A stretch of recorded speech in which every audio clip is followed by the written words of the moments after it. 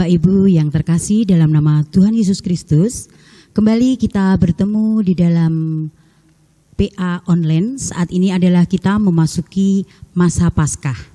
Dan hari ini kita memasuki untuk PA yang pertama, yaitu bahan PA tentang penghayatan sengsara Kristus.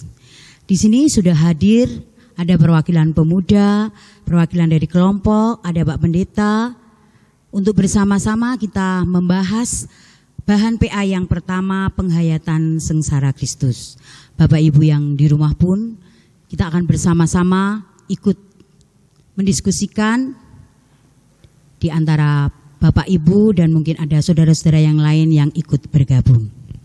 Marilah kita akan memulai PA 1, penghayatan sengsara Kristus ini dengan bersama-sama menyanyikan Kidung Jemaat 416 bait yang pertama.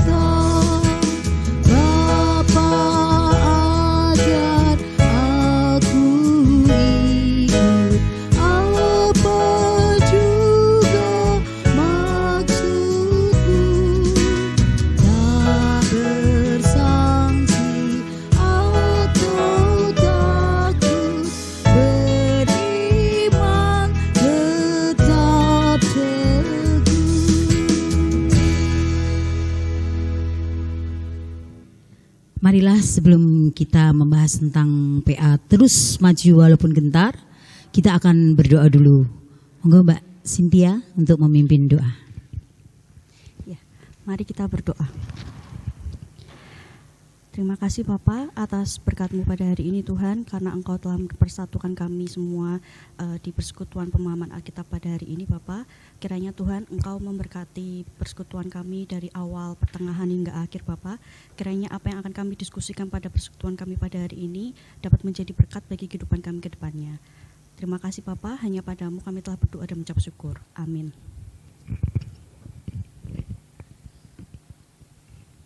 Terima kasih kepada Mbak Cynthia. Marilah kita bersama-sama akan membuka Alkitab kita dari Injil Markus 14 ayat 32 sampai 36.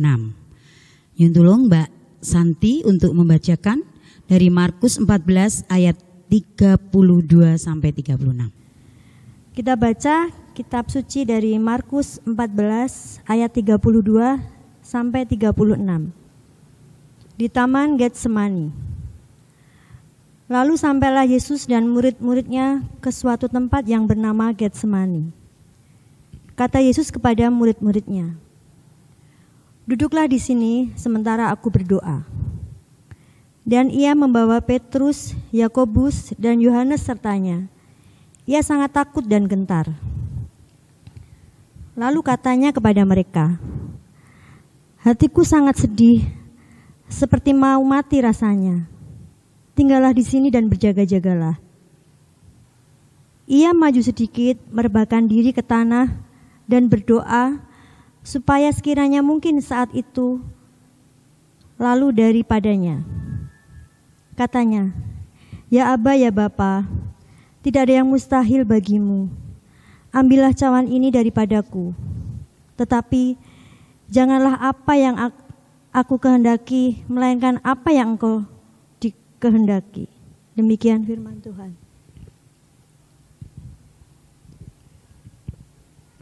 Terima kasih Mbak Santi. Mari sekarang kita melihat bahan PA kita, yaitu tentang terus maju walau gentar.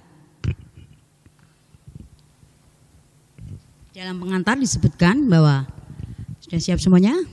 Buka ya bahan PA dari terus maju walau gentar. Bapak Ibu yang di rumah juga persiapkan Untuk bahan PA, terus maju walau gentar. Tak ada seorang pun yang tak pernah takut dan gentar. Bahkan Yesus pun pernah takut dan gentar. Hal itu dicatat dalam Injil Markus ketika Yesus berada di Taman Getsemani. Pengalaman takut dan gentar sering membuat manusia menyerah. Karena takut dan gentar pula banyak perjuangan manusia yang akhirnya berhenti. Rasa takut dan gentar sering membuat manusia memilih mundur dalam berjuang. Melalui PA kali ini, kita diajak untuk belajar dari pengalaman takut dan gentar yang Yesus alami, agar kita tetap maju dan menjalani hidup meskipun gentar. Ada lagu perjuangan berjudul Maju Tak Gentar. Namun dalam pengalaman nyata, maju walau ada rasa gentar pun tak masalah. Yang penting rasa takut dan gentar tak mengalahkan kita. Rasa gentar tak harus disangkal, tetapi perlu direngkuh sebagai bagian dari perjuangan hidup kita. Ini tadi pengantar dari bahan PA kali ini. Sekarang kita melihat dari ulasan teks Markus 14 ayat 32 sampai 36. Kisah dalam perikop tersebut menggambarkan bagaimana Yesus memasuki salah satu fase paling sulit dalam hidupnya. Yesus merasa gundah menjelang kematiannya. Bahkan perikop tersebut menyebut dua kata, sangat takut dan gentar. Tadi ayat 33. Di dalam terjemahan bahasa Jawa disebutkan Yesus wiwit kraos sungkowo banget. Sarto giris ing galih. Kata takut diterjemahkan dari kata ektambeu yang berarti sangat heran, takjub dan terkejut.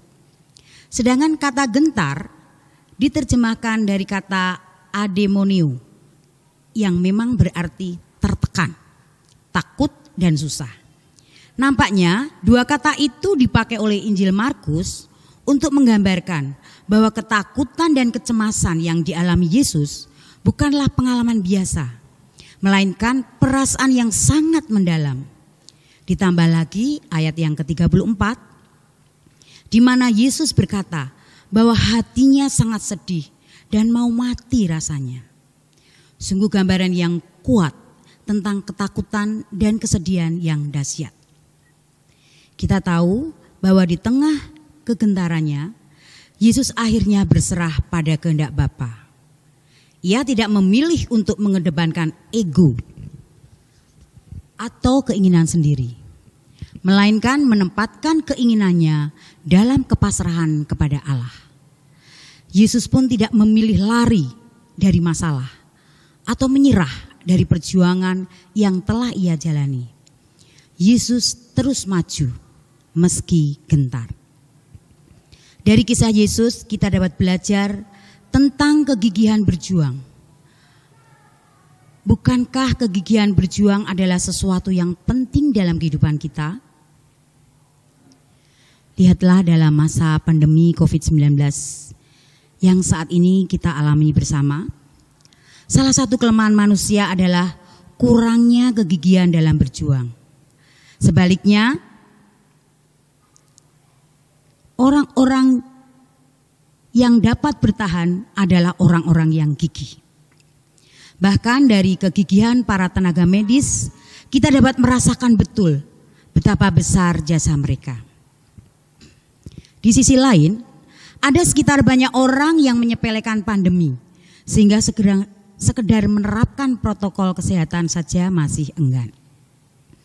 Dalam kehidupan kita ke depan, pergumulan akan terus ada. Meski pergumulan itu kelak akan membuat kita gentar. Janganlah kita mudah menyerah atau lari dari masalah. Hadapilah persoalan hidup kita, termasuk pergumulan dalam keluarga kita masing-masing, dengan kesetiaan pada kehendak Allah.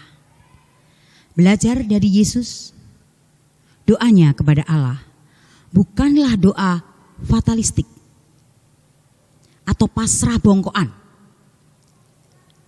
Dalam arti meminta Allah Bapa melenyapkan masalah atau rasa takut itu. Di dalam doanya, Yesus memang memiliki harapan dan permintaan. Namun pada akhirnya ia sadar bahwa perjuangan hidup harus terus dilaksanakan meskipun berat. Pun demikian dengan doa kita, semoga bukan sekedar media untuk lari dari masalah atau menyerahkan tanggung jawab kepada Allah. Doa kita hendaknya juga dihayati sebagai media untuk meneguhkan langkah karena Allah menyertai dan menguatkan kita. Ini bahasan yang telah kita baca bersama-sama, ulasan dari bahan PA ini yang sangat jelas kita pahami, kita hayati bersama bagaimana perjuangan Yesus dalam menghadapi kegentarannya. Bagaimana doa-doa Yesus di dalam menguatkan kegentarannya itu. Di sini ada panduan diskusi, ada dua. Yang pertama adalah setelah kita menyimak kisah Yesus dalam menghadapi rasa takut dan gentar, apa yang dapat kita pelajari dalam rangka menghadapi pergumulan hidup yang seringkali membuat kita takut dan gentar. Dan yang kedua, komitmen apa yang dapat kita bagikan dalam rangka mewujudkan kesetiaan pada Allah meskipun gentar. Ada dua bahan diskusi yang akan kita diskusikan bersama-sama dengan Bapak Ibu yang ada di rumah. Yang pertama adalah setelah kita menyimak kisah Yesus, tadi kita lihat bersama, kita baca bersama, dalam menghadapi rasa takut dan gentar. Apa yang dapat kita pelajari dalam rangka menghadapi pergumulan hidup yang seringkali membuat kita takut dan gentar? Ya, tidak kita pungkiri bahwa kita semuanya ya, baik yang muda, yang tua, yang lansia, pasti mengalami pergumulan hidup. Nah, di sini diskusi kita adalah bagaimana kita menghadapi pergumulan hidup yang seringkali membuat kita takut dan gentar. Monggo Pak Nyoman mungkin bisa mengawali untuk menjawab nomor 1. Terima kasih Mbak Asis. Kami akan mencoba menjawab. Bapak Ibu yang ada di rumah, saudara-saudara sekalian, dimohonkan juga ikut berpartisipasi dalam hal ini untuk diskusi. Kita sama-sama diskusi, kita membahas bahan PA kali ini. Sebelumnya saya ingin menyampaikan bahwa saya ikut prihatin atas kondisi Kota Pekalongan, kondisi saudara-saudara kita khususnya yang terkena musibah banjir. Semoga hujan tidak turun lagi, banjir cepat surut, semoga bisa beraktivitas seperti biasa dan tetap terjaga kesehatannya. Bapak Ibu yang terkasih dalam Tuhan Yesus Kristus, memang dalam hal ini kita melihat begitu gentarnya Tuhan Yesus dalam menghadapi situasi. Kalau kita kemarin mendengar apa yang disampaikan Pak Pendeta dalam renungan sore kemarin, itu kita diajar dari Paus Fransiskus bahwa kita diajak untuk berpuasa khawatir. Puasa di sini adalah puasa dalam arti batiniah. Kita untuk menyucikan diri kita, untuk kita bersih, bagaimana kita disiplin dalam rohani kita. Sebelum saya sampaikan, saya ingin membacakan refleksi ayat yang kemarin yang saya ambilkan dari Keluaran 13 ayat 17 sampai dengan 18. Keluaran 13 ayat 17 sampai 18. Setelah Firaun membiarkan bangsa itu pergi, Allah tidak menuntun mereka melalui jalan ke negeri orang Filistin, walaupun jalan itu yang paling dekat. Sebab firman Allah, jangan-jangan bangsa itu menyesal apabila mereka menghadapi peperangan, sehingga mereka kembali ke Mesir. Tetapi Allah menuntun bangsa itu berputar melalui jalan di padang gurun menuju ke laut Tiberau, dengan siap sedia berperang, berjalanlah orang Israel dari tanah Mesir. Dari bacaan firman Tuhan ini, kita bisa merasakan bagaimana Tuhan akan memberikan hikmat bagi kita, bagaimana Tuhan akan memberikan kebijaksanaan pada kita, tetapi tidak secara langsung, banyak jalan, mungkin Tuhan akan memberikan tepat pada saatnya, tepat pada waktunya. Jadi kalau kita khawatir, yang namanya manusia khawatir itu menurut saya biasa basi. Ya Pak Pendeta, itu manusia pasti ada punya rasa khawatir. Tetapi janganlah berlebihan, janganlah terlalu dilebih-lebihkan. Karena Tuhan pasti akan memberikan kita yang terbaik. Saya memberikan contoh, dulu waktu anak saya lulus SMA, bocah iki iso ketompo ning dia, ternyata masih bisa kuliah. Setelah sekolah, aku kira-kira iso membiayai enggak ya, karena dua-duanya kuliah di luar kota. Tapi Tuhan Maha Pengasih dengan segala upaya saya, karena saya hanya satu sumber, puji Tuhan saya bisa membiayai. Tapi kemudian pada saat skripsinya itu ada kendala karena ada pandemi COVID. Kemudian tertunda lagi. Bocah iki iso lulus apa ora kok sepine kaya ngene. Ini ada rasa khawatir, tetapi kita tidak khawatir berlebihan dan kita hanya berfokus pada Tuhan. Karena Tuhan itu Maha Pengasih, Maha Penolong, Maha Pemberi. Dan puji Tuhan juga sudah selesai. Dan saya juga pada saat dulu waktu mau kerja itu saya siapkan diri saya. Kenapa saya persiapkan diri saya? Karena ada rasa khawatir kalau saya tidak siap, apa aku iso ketompo nyambut gawe, wong aku mung kemampuane pas-pasan. Lain dengan orang yang memang mempunyai kelebihan dalam artian memang dia pintar, pandai, itu mungkin tenang aja menghadapi, mungkin seperti itu ya. Jadi kalau kita punya rasa khawatir yang namanya manusia, menurut saya wajar-wajar saja. Hanya saja kita jangan terlalu berlebihan rasa khawatir itu. Kita bisa membaca lagi dari kitab Wahyu. Coba kita buka dari kitab Wahyu 3 ayat yang ke-19. Barang siapa kukasihi, ia kutegur dan kuhajar, sebab itu relakanlah hatimu dan bertobatlah. Berarti kalau Tuhan menguji kita, kalau ada suatu musibah, ada suatu kejadian, ada pergumulan di dalam keluarga kita, itulah ujian dari Tuhan.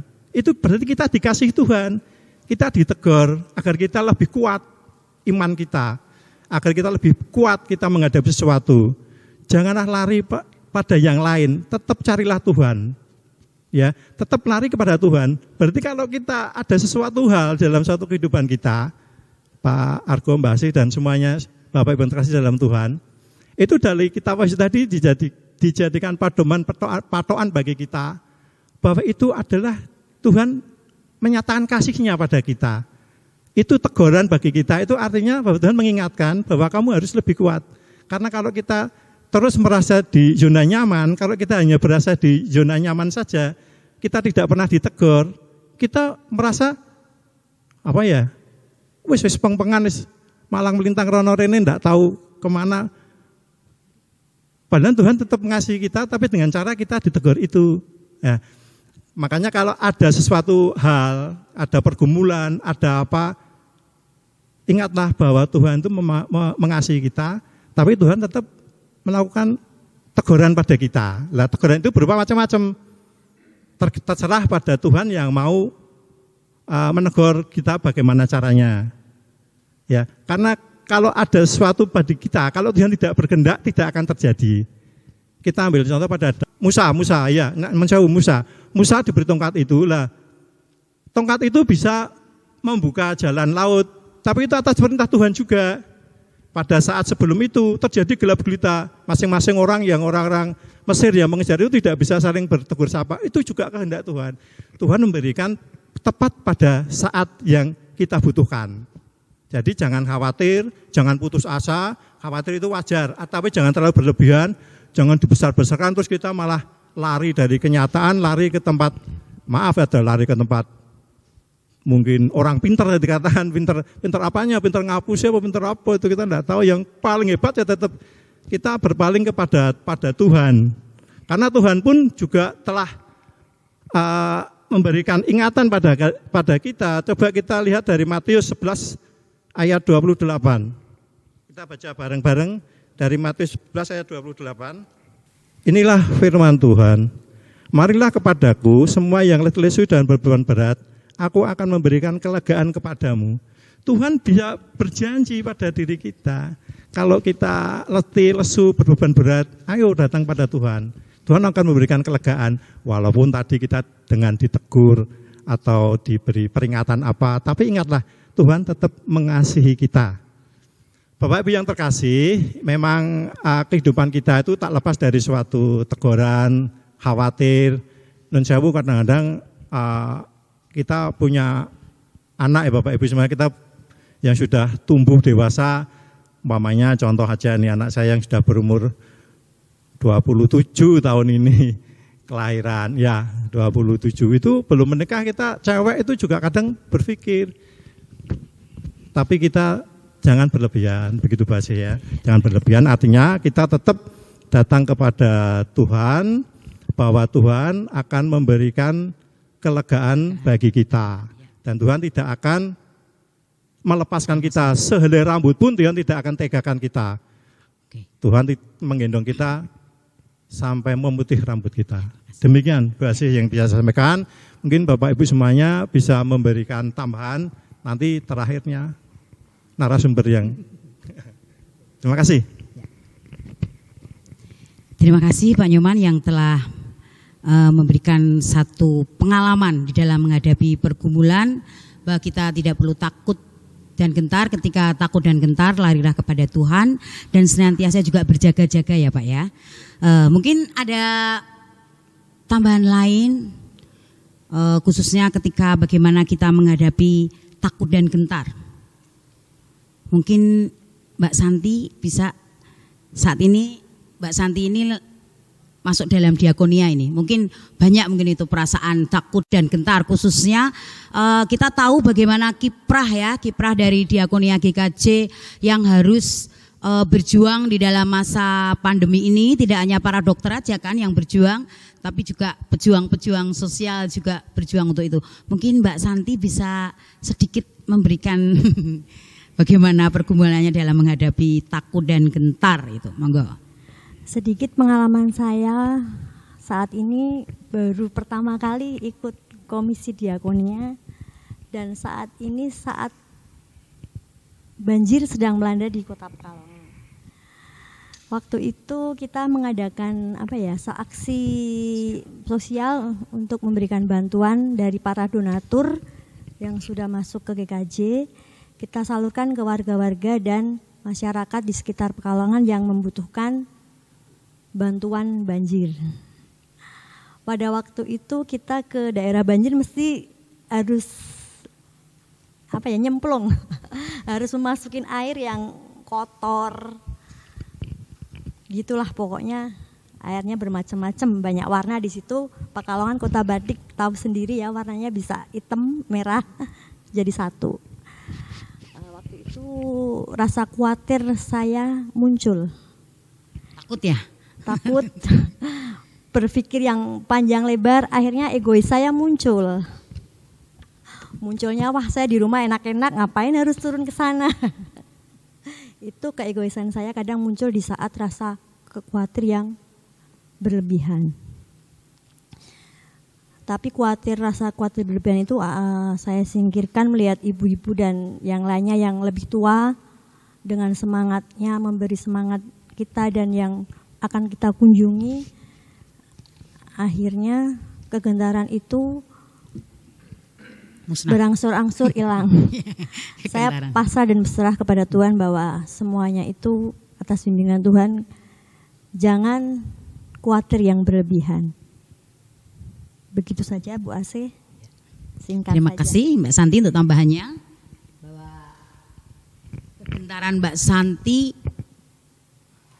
sedikit demi sedikit berangsur hilang karena rasa kasih, ya, rasa kasih yang lebih besar sehingga mengalahkan dari kegentaran itu dan ketakutan itu, sehingga dia berani menerjang banjir yang berisi banyak macam itu tadi. Ya, terima kasih Gimana kira-kira cukup atau masih ada yang nambahi? Cukup ya. Bapak Ibu yang di rumah berdiskusi sendiri ya. Kalau mau menambahi, oke. Monggo. Kita akan mendengar gimana kalau dari sisi Pak Pendeta untuk menghadapi dalam rangka menghadapi pergumulan hidup yang seringkali membuat kita itu takut dan gentar. Monggo Pak Pendeta. Oke, matur nuwun. Saudara-saudara, saya ingin menyoroti beberapa sisi gitu ya. Saya berangkat dari ini aja lah, dari Alkitab. Injil Markus tadi, pasal 14 ayat sekian itu kan dengan jujur mencatat bahwa Gusti Yesus itu takut dan gentar. Tidak hanya dengan bahasa yang menyamarkan Yesus khawatir atau Yesus cemas, enggak, tapi Yesus takut dan gentar. Nah, menurut saya ini menarik karena Injil Markus ingin memberikan sebuah narasi, cerita bahwa ya Gusti Yesus itu juga bisa takut dan gentar.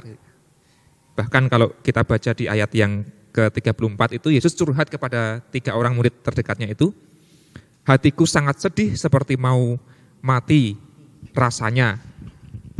Jadi itu Yesus ngaku, hatiku sedih dan mau mati rasanya. Itu kan luar biasa. Kalau dalam bahasa Jawa itu, Yesus wiwit kraos sungkowo banget sarto giris ing galih. Nah, kata sungkowo, kata giris itu kan mboten namung Gusti Yesus ajrih gitu ya, tapi sungkowo itu kan sedih yang mendalam dan giris itu takut yang levelnya udah luar biasa, kira-kira begitu. Nah, poin ini menjadi penting untuk kita hayati bahwa menurut saya selama ini hal yang seringkali diabaikan oleh kita adalah kita itu tidak terlalu senang atau nyaman mengakui bahwa kita itu takut dan gentar atau cemas atau khawatir. Padahal sesuatu yang tidak kita akui itu biasanya malah akan susah untuk dihadapi atau diatasi.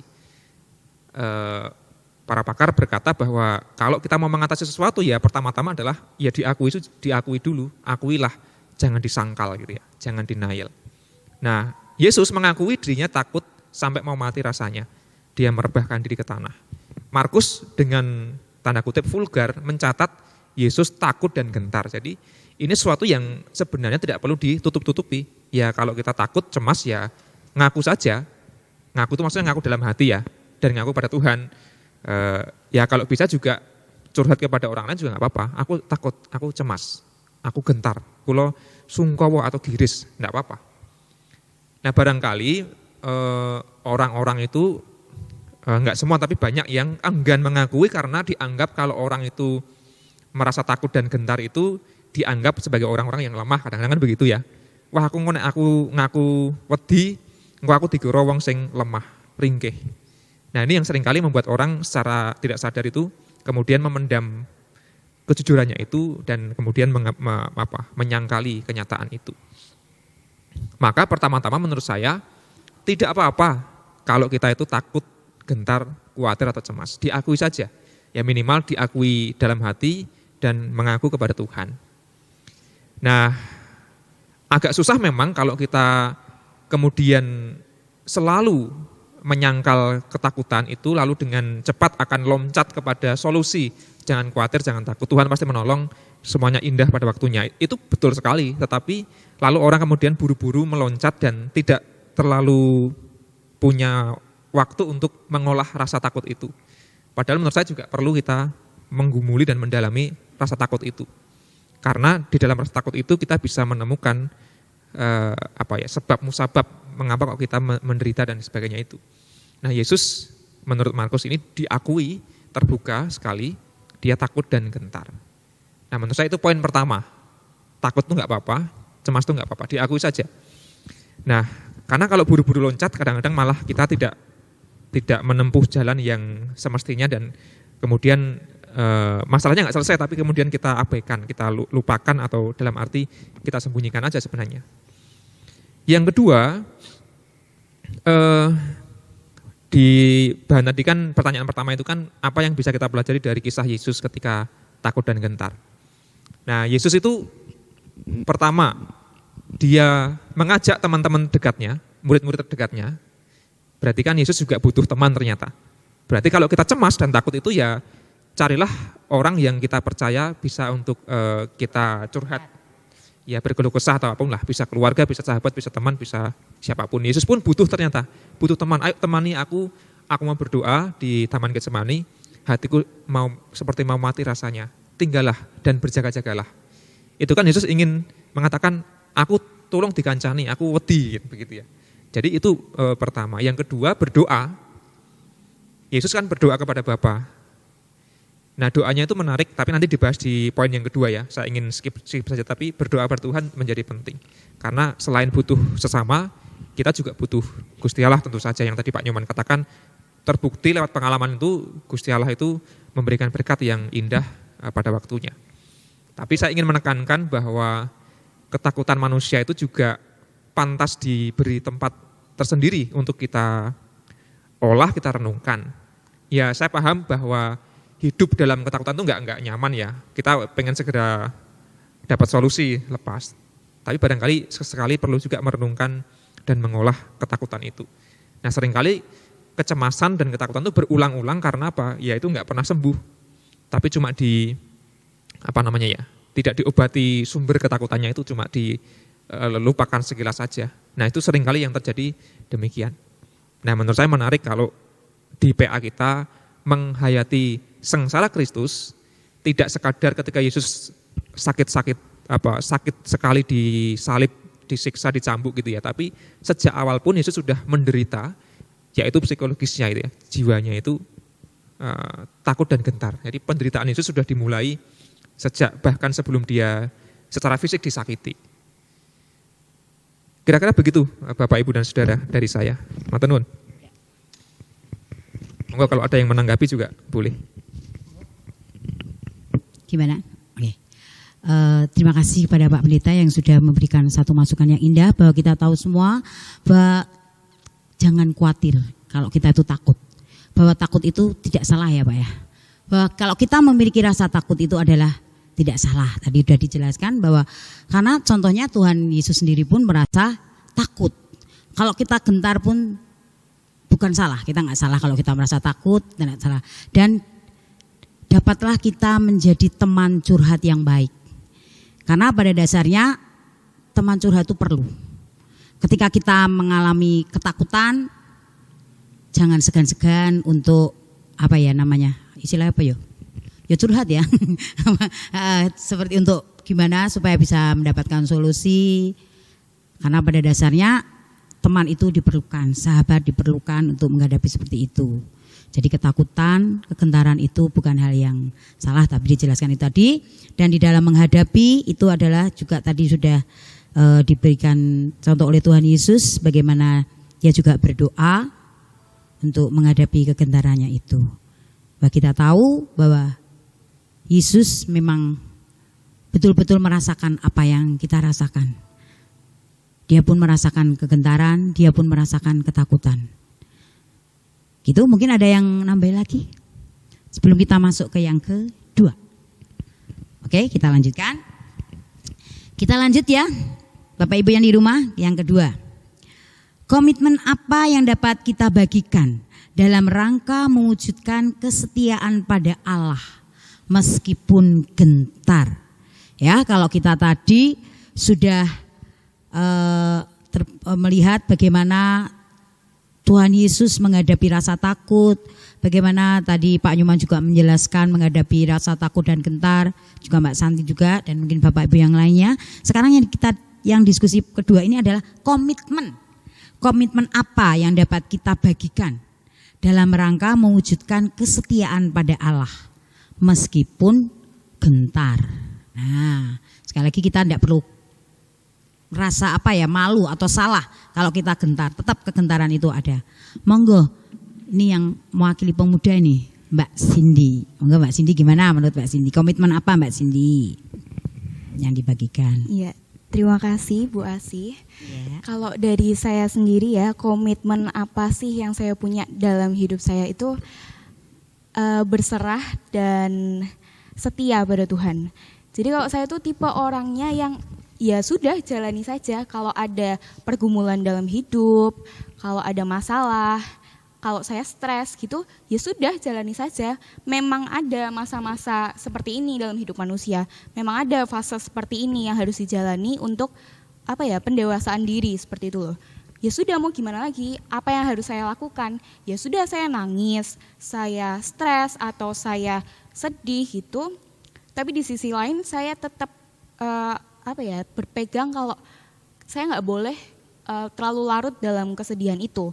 Tidak boleh terlalu larut dalam stres itu, karena ya memang Tuhan mengasih masa berat seperti ini karena memang ada tujuannya seperti itu. Ya saya berserah, saya minta tolong sama Tuhan dan pikir apa sih yang harus saya lakukan setelahnya. Itu mungkin cukup selaras dengan apa yang tadi dikatakan Pak Nyoman. Kemudian untuk yang setia pada Tuhan, kalau di masa-masa pemuda seperti saya itu kan lebih ke pertemanan, bagaimana saya bersosialisasi dengan dunia luar seperti itu. Kalau di masa saya kan juga lebih pengen gimana sih rasa pacaran gitu, gimana sih suka dunia sama percintaan. cowok. Iya bener banget. Nah itu, tapi kan di sisi lain karena kita umat Kristen itu kan minoritas ya, kaum minoritas. Susah mencari orang yang seiman, cowok seiman yang benar-benar perfect gitulah.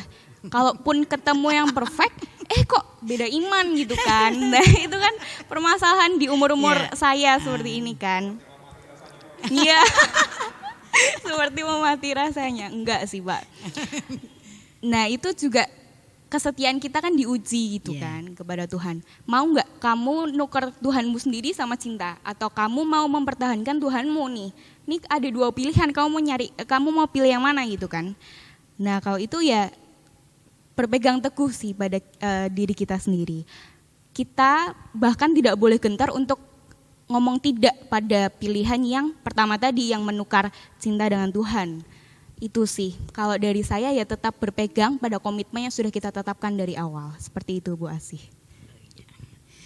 Memang masalah percintaan tuh asik ya.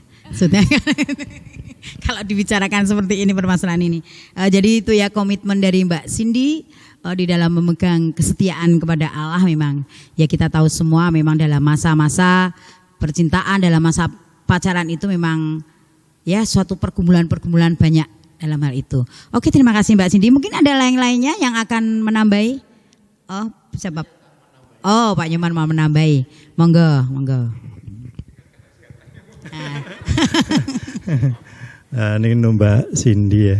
Dan semuanya, Bapak Ibu semuanya khawatir ya. Khawatir itu memang harus seperti tadi disampaikan Pak Pendeta, segala sesuatunya itu ada melalui proses ya. Khawatir pun kalau kita maunya khawatir, kita juga harus dikelola di manajemen apa penyebabnya, kemudian bagaimana cara menghilangkan rasa khawatir itu biar tidak khawatir lagi, kemudian jangan sampai ada kekhawatiran yang sama. Jadi kita belajar dari itu. Kalau tadi Mbak Cindy menyatakan pasrah pada Tuhan, saya sependapat ini ada dari Yeremia 29 ayat 11. Sebab aku ini mengetahui rancangan-rancangan apa yang ada padaku mengenai kamu. Demikianlah firman Tuhan, yaitu rancangan damai sejahtera dan bukan rancangan kecelakaan, untuk memberikan kepadamu hari depan yang penuh harapan.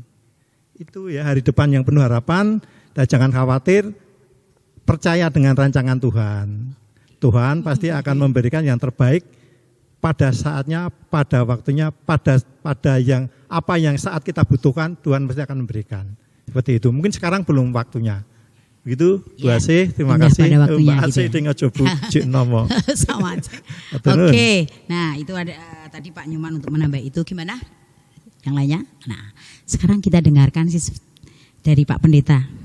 Komitmen apa Pak yang kita bagikan, yang dapat kita bagikan dalam rangka mewujudkan kesetiaan pada Allah meskipun gentar. Kalau tadi Mbak Cindy komitmennya adalah tetap setia. Apapun yang terjadi, aku cinta kau gitu ya. Nah, Pak Nyoman tadi juga tetap pada dasarnya indah pada waktunya. Kalau Pak Pendeta gimana Pak? Menurut Pak Pendeta, monggo. Oke, saya bacakan perkataan Yesus saja ya. Yesus itu di saat dia gentar dan takut seperti mau mati rasanya tadi itu kan berdoanya itu begini, ya Abba, ya Bapa, tidak ada yang mustahil bagimu. Jadi Gusti Yesus juga tahu bahwa nggak ada yang mustahil bagi Allah Bapa gitu ya. Ambillah cawan ini daripadaku. Nah itu Yesus kan Gusti Allah, Allah Romo itu kan nggak ada yang mustahil bagi engkau. Mbok, aku nggak usah menderita kira-kira begitu ya, nggak usah mati disalibkan. Kalau bisa tuh cawan ini atau cawan itu kan simbol penderitaan ya. Penderitaan ini kalau bisa berlalu daripada aku. Kan nggak ada yang mustahil bagi Allah. Seringkali kan doa itu juga doa yang muncul dalam hidup kita kan. Tuhan mbok jangan banjir lah. Kan nggak ada yang mustahil bagimu. Kenapa nggak di bim salabim lalu kering kan? Gusti Allah Maha Kuasa. Atau tidak ada yang mustahil bagi Allah. Mbok ya COVID ini segera dihilangkan aja dari Indonesia atau minimal dari Pekalongan. Kita kan kadang membayangkan begitu dalam doa, atau aku sudah sakit bertahun-tahun Tuhan, tidak ada yang mustahil bagimu. Sembuhkanlah aku sekarang juga. Nah kadang-kadang doa kita itu berhenti pada itu. Yaitu ada benarnya juga karena kita mengakui Allah itu Maha Kuasa, memang betul tidak ada yang mustahil bagi Allah. Dan kita memohon supaya bisa segera dilepaskan dari penderitaan atau ketakutan. Atau kalau contohnya Mbak Sini tadi kan, Tuhan tidak ada yang mustahil bagimu. Hadirkanlah pacar atau cowok yang ideal dan Kristen. Minggu depan, nah, kan nggak ada yang mustahil. Minggu depan pasti sudah ada. Nah itu mungkin asik juga ya kalau kita punya mantra semacam itu lalu kemudian terwujud. Nah tapi Yesus tidak berhenti di situ, dia melanjutkan. Tetapi janganlah apa yang aku kehendaki, melainkan apa yang engkau kehendaki. Jadi menurut saya ini penting. Tadi kan kita juga nyanyi lagu itu ya. Jangan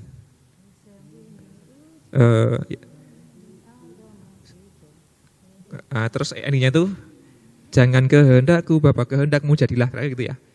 Dan Yesus tidak mau kemudian dia egois dan hilang segera penderitaannya, tetapi ya kalau Tuhan berkehendak yang lain ya aku harus tetap berserah kepada Allah Bapa itu.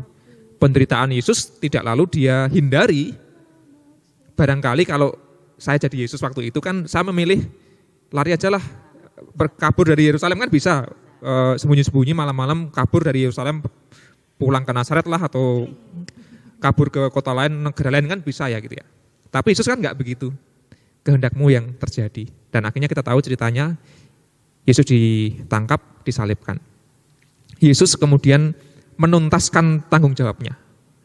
Nah saya pikir keberanian dan kesetiaan Yesus inilah yang juga pantas diteladani untuk kita sebagai manusia gitu ya. Termasuk barangkali anak-anak muda, kalau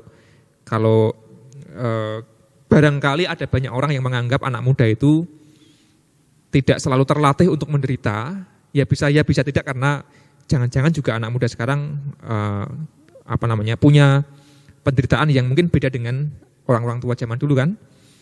Nah, tetapi melatih kegigihan, tadi dalam bahan PA dikatakan kegigihan itu menjadi kunci. Melatih itu juga menjadi penting. Agar yang muda, yang tua itu tidak terlalu cepat menyerah. Wah wis golek pacar ra entuk sing seiman ya wis lah, sing penting sak entuke, sing penting ganteng atau sing penting ayu dan sebagainya. Itu kan sikap yang kemudian tidak gigih berjuang dan cepat menyerah menurut saya. Tidak seperti yang dilakukan oleh Yesus. Nah, menurut saya kehendak Allah haruslah ditempatkan lebih tinggi daripada kemauan atau kehendak kita. Mboten pikajeng kawula ananging karsa paduka ingkang kelampahan. Itu kan doa kita yang juga setiap minggu diucapkan. Nah menurut saya itu teladan Yesus, kesetiaan kepada Allah Bapa, meskipun takut dan gentar, meskipun khawatir, meskipun berat, bahkan meskipun menderita, kalau ini adalah jalan yang harus kita tempuh dalam rangka setia kepada Allah Bapa, ya kita harus berani menempuhnya. Ya menurut saya kita tidak perlu terlalu juga mendramatisir kehidupan kita.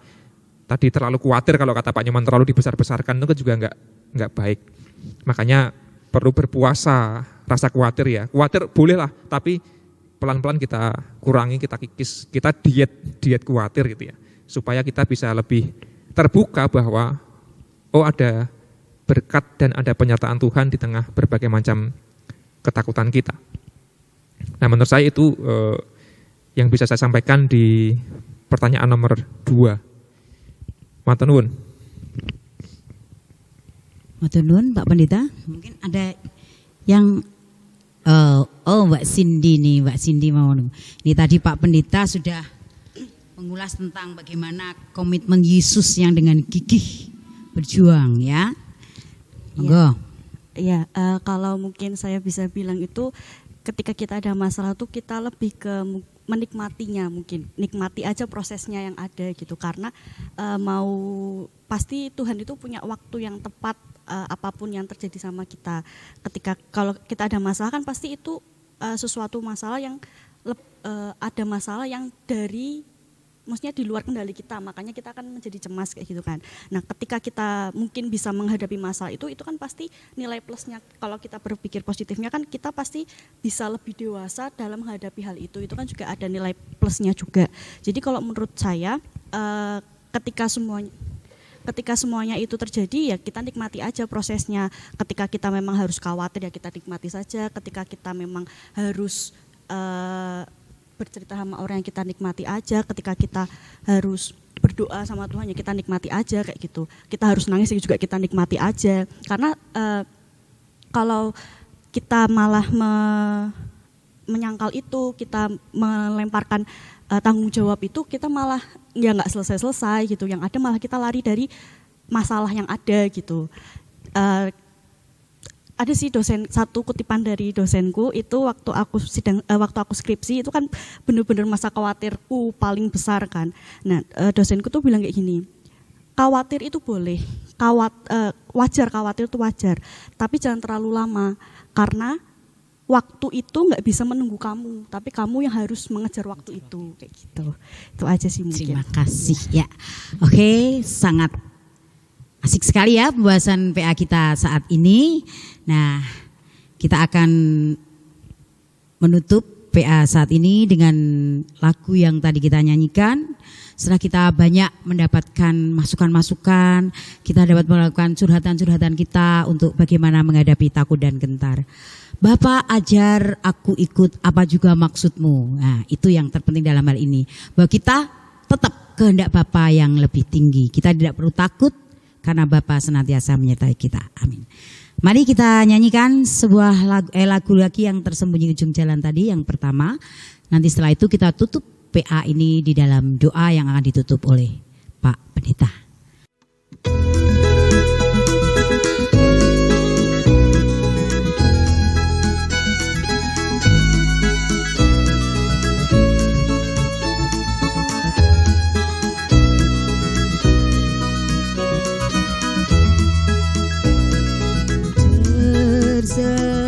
Tersembunyi ujung jalan, hampir atau masih jauh, ku dibimbing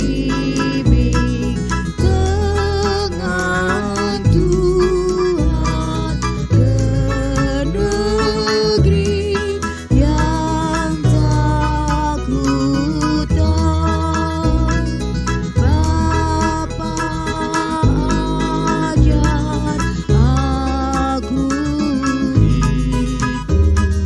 apa juga maksudmu, tak bersangsi atau takut, beriman tetap teguh. Mari Bapak Ibu kita tutup PA dengan doa. Mari bersama-sama kita berdoa. Ya Tuhan, dalam kehidupan kami, terkadang kami merasakan takut dan gentar. kecemasan dan kekhawatiran yang datang dalam kehidupan kami. Dan biarlah dalam perasaan cemas, takut dan gentar itu kami boleh mengakuinya dan menghadapinya bersama-sama dengan Tuhan. Karena kami yakin dan percaya bahwa Tuhan Allah tidak pernah meninggalkan dan membiarkan kami terlarut dalam ketakutan dan kecemasan. Tetapi Allah yang kami yakini adalah Allah yang membimbing kami ke jalan yang diliputi damai sejahtera. Ya Allah, berikanlah kami keteguhan hati, berikanlah kami keberanian dan kemantapan untuk bisa menghadapi rasa takut dan cemas dalam kehidupan kami. Barangkali kami adalah orang yang takut karena kesehatan yang menurun, bahkan kami yang hari ini terjatuh sakit. Barangkali kami adalah para lansia ati yuswa yang sudah semakin sepuh, yang keadaan tubuhnya, keadaan jiwanya, keadaan pikirannya juga menurun. Ada banyak pergumulan yang dihadapi oleh kami sebagai para ati yuswa. Barangkali kami adalah orang-orang tua yang khawatir akan masa depan anak cucu kami. Barangkali kami adalah anak-anak muda yang khawatir akan masa depan kami, akan pasangan hidup, akan pekerjaan, dan akan kehidupan kami yang akan datang. Barangkali kami sebagai komunitas bergereja juga merasa khawatir dan takut bagaimana kehidupan bergereja kelak, apalagi pandemi tidak kunjung usai. Dan barangkali kami juga memiliki berbagai macam ketakutan demi ketakutan yang kami simpan dalam hati. Kami percaya Tuhan Allah Maha tahu dan Maha mendengar apa yang kami takutkan dan apa yang kami cemaskan. Dan biarlah kami belajar seperti Yesus. Ia berdoa, pasrah dan berserah kepada Allah Bapa.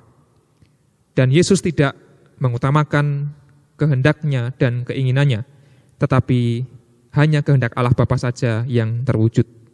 Maka Tuhan ajalah kami juga memiliki hati yang pasrah dan berserah dengan tetap setia kepada Allah Bapa, meyakini bahwa kehendak-Mu lah yang terjadi dan kehendak-Mu bukanlah kehendak yang berwujud keburukan dan kecelakaan, tetapi kehendak-Mu adalah damai sejahtera yang indah pada waktunya. Ya Allah, berkatilah kami semua dan juga sesama kami yang sedang bergumul melawan dan menghadapi rasa takut dan cemas mereka, agar tetap tekun dan setia beriman teguh kepada Allah. Terima kasih Engkau telah mengizinkan kami belajar bersama-sama melalui PA kami pada hari ini, dan biarlah iman kami dikuatkan. Dan terlebih kami terus menjalankan peziarahan iman kami di minggu-minggu Prapaskah, agar kami semakin dekat dan semakin bisa meneladani kehidupan Yesus Kristus, Sang Guru yang sejati. Inilah doa kami. Kami naikkan di dalam nama Yesus Kristus yang telah memberikan teladan kepada kami tentang bagaimana menghadapi rasa takut dan gentar. Amin. Terima kasih. Monggo.